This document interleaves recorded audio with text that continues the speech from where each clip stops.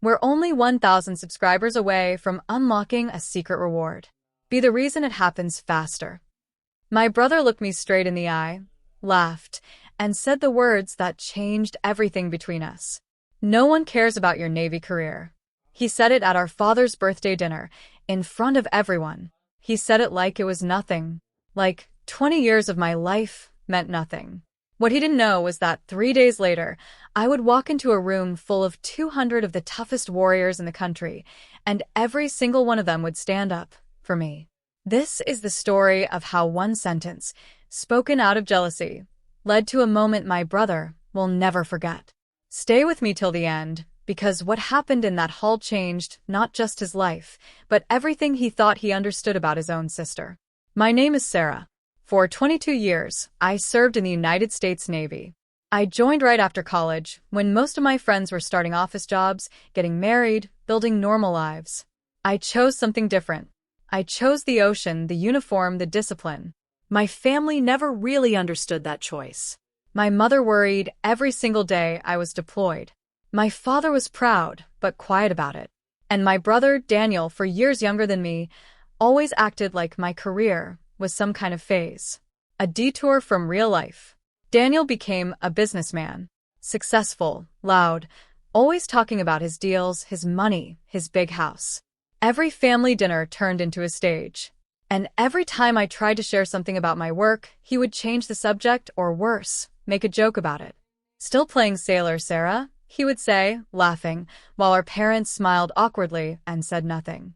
I let it go for years. I told myself it didn't matter what he thought. I had my own path, my own purpose. I had earned respect in places he could never imagine. But deep down, his words stung more than I admitted, even to myself. I had just been promoted. Rear Admiral, one of the highest ranks a person can achieve in the Navy. It took 2 decades of sacrifice, of missing birthdays, of dangerous deployments, of proving myself again and again in rooms where I was often the only woman. I hadn't told my family yet. I wanted to tell them in person, at my father's birthday dinner, surrounded by the people I loved. I never got the chance to share the good news the way I planned. The dinner started warm enough. Candles, good food, my mother's famous roast chicken. My father sat at the head of the table, smiling at his family gathered around him. For a moment, everything felt normal, even peaceful. Then Daniel started talking about his newest business deal. A big contract, a big number, a big win. Everyone clapped, congratulated him. I clapped too. I was happy for him, genuinely. Then my father turned to me. Sarah, don't you have something to share too? You mentioned a promotion. Before I could even open my mouth, Daniel jumped in with a smirk. Come on, Dad. Let's be honest. No one cares about her Navy career. It's cute and all, but it's not exactly changing the world, is it? The table went quiet. My mother looked down at her plate. My father's smile faded, but he said nothing. And I just sat there, feeling every year of sacrifice, every sleepless night at sea, every moment I stood strong when I wanted to break, get crushed under one careless sentence from my own brother. I didn't yell. I didn't cry. I simply looked at him and said, "You have no idea what you're talking about." He laughed it off. Sure. Whatever you say, Admiral." He meant it as a joke. He had no idea how true those words actually were. I excused myself early that night. I drove home in silence, gripping the steering wheel, replaying his words over and over. 22 years of service, and to my own brother, it was a punchline. What happened next made things even worse. 2 days later, I found out Daniel had been telling our extended family, our cousins, our uncles, even old family friends, that I was still figuring out my life, and that my Navy career was just something to fall back on since I never got married or built a normal life like him. My aunt called me, confused, asking if everything was okay, because Daniel made it sound like I was struggling, lost, directionless. I felt my face burn with anger and humiliation. He wasn't just mocking me to my face anymore. He was rewriting my story behind my back, shrinking 2 decades of hard-earned achievement into something small and pitiful. I realized then that this wasn't just one bad comment at dinner. This was a pattern. Daniel had spent years making himself look bigger, by making me look smaller. And our family, out of habit, out of avoiding conflict, had let him. I didn't plan revenge that night. I want to be honest about that. I wasn't thinking about payback or proving a point. I was hurt, and I was tired of shrinking myself to keep peace at the dinner table. But then my father called me with an idea, and everything changed. My father had been quietly furious ever since that dinner. He called me the next morning, his voice steady but firm. "Sarah, there's a ceremony next week, isn't there? Your promotion ceremony." "Yes," I said. "At the base. It's official now. I'm being formally recognized as Rear Admiral." "I want your brother there," he said. "I want him to see it with his own eyes." At first, I hesitated. Part of me wanted to protect Daniel from embarrassment, even after everything he'd said. Old habits, I suppose. Big sisters protect their little brothers, even when those brothers don't deserve it. But my father insisted. "He needs to see the truth, Sarah. Not hear about it secondhand from you, defending yourself. He needs to see it." So my father quietly arranged it. He told Daniel there was a special family event happening at the naval base, something about honoring service members and their families. He didn't tell him exactly what it was. Daniel, always eager to look supportive in front of others, agreed to come along, probably expecting some quiet little gathering he could show up to for 10 minutes and leave. He had no idea he was walking into my official promotion ceremony, a ceremony where hundreds of sailors, officers, and Navy SEALs would gather to witness me formally receive my new rank. He was about to learn exactly how much people cared about my Navy career. The morning of the ceremony, the base was alive with quiet formality. Flags lining the walkways, uniforms pressed to perfection, the smell of salt water in the air. I stood outside the main hall in my dress uniform, my heart pounding, not from nerves about the ceremony itself, but because I knew my brother was somewhere in that crowd, about to understand something he never allowed himself to see before. I saw him and my parents arrive from a distance. Daniel walked in wearing his expensive suit, looking slightly out of place among the sea of uniforms, glancing around with obvious confusion. He probably thought he was attending some minor community event. Then he saw the sign near the entrance. Promotion Ceremony, Rear Admiral Sarah Mitchell. I watched, even from far away, as his face changed. The confusion, then the shock, then something that looked almost like disbelief, as if his brain refused to accept what his eyes were telling him. My mother told me later that Daniel turned to her and whispered, "Wait, this is real? She's actually?" My mother simply nodded and said, "Yes, Daniel. This is very real." He didn't say another word. He just stood there, watching the hall fill with uniformed men and women, watching Navy SEALs, officers, and sailors from every corner of my career gather to honor a promotion he had dismissed as meaningless just days earlier. I walked into that hall exactly at the scheduled time, flanked by senior officers, my uniform crisp, my new insignia gleaming under the lights. The room was packed. Over 200 people, including an entire unit of Navy SEALs who had served alongside me on some of the most difficult missions of my career. As I stepped through the doors, a commander near the front called out in a booming voice, "Admiral on deck." Instantly, every single person in that room rose to their feet. 200 trained warriors, men who had faced real danger, real difficulty, real sacrifice, stood in respect and salute as I walked past them.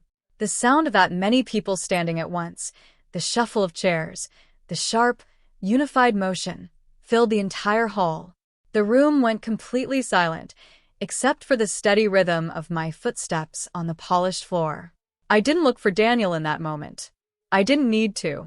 I kept my eyes forward, walking with the same discipline that had carried me through 22 years of service. But I could feel, somewhere in that crowd, my brother standing frozen, watching, finally understanding.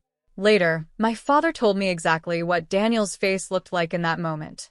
He said his son, always so confident, always so quick with a joke or a dismissive comment, stood completely still, eyes wide, jaw slightly open, watching 200 people rise out of pure respect for the sister he had spent years mocking. "No one cares about your Navy career," he had said. In that hall, surrounded by 200 people standing at attention, Those words had never sounded more wrong. The ceremony continued with full formality. My commanding officer spoke about my career, listing achievements I had never bothered sharing at family dinners because I didn't want to seem like I was bragging. Deployments in dangerous regions, leadership roles during critical missions, times I had made decisions that protected the lives of the sailors under my command. Awards I had received, but never once mentioned around the dinner table. Each accomplishment was read aloud, and with each one, I could imagine Daniel's understanding deepening, layer by layer, of just how wrong he had been. When they officially pinned my new rank, the room erupted into applause. Not polite applause. Real applause, from real people who respected what those 2 stars actually represented. Genuine respect, earned through decades of dedication, not given freely to just anyone. After the ceremony ended, I finally allowed myself to look toward my family. My mother was crying, holding my father's arm, and Daniel stood beside them, unusually quiet, his confident posture gone, replaced by something that looked almost like shame. After the formal part of the ceremony ended, families were invited to greet the newly promoted officers. My parents came forward first, hugging me tightly, my mother whispering how proud she was, my father simply squeezing my shoulder, unable to find words. Then Daniel approached, slowly, almost hesitantly. This was a version of my brother I had never seen before. Not loud, not joking, not dismissive. "Sarah," he said quietly, "I didn't know.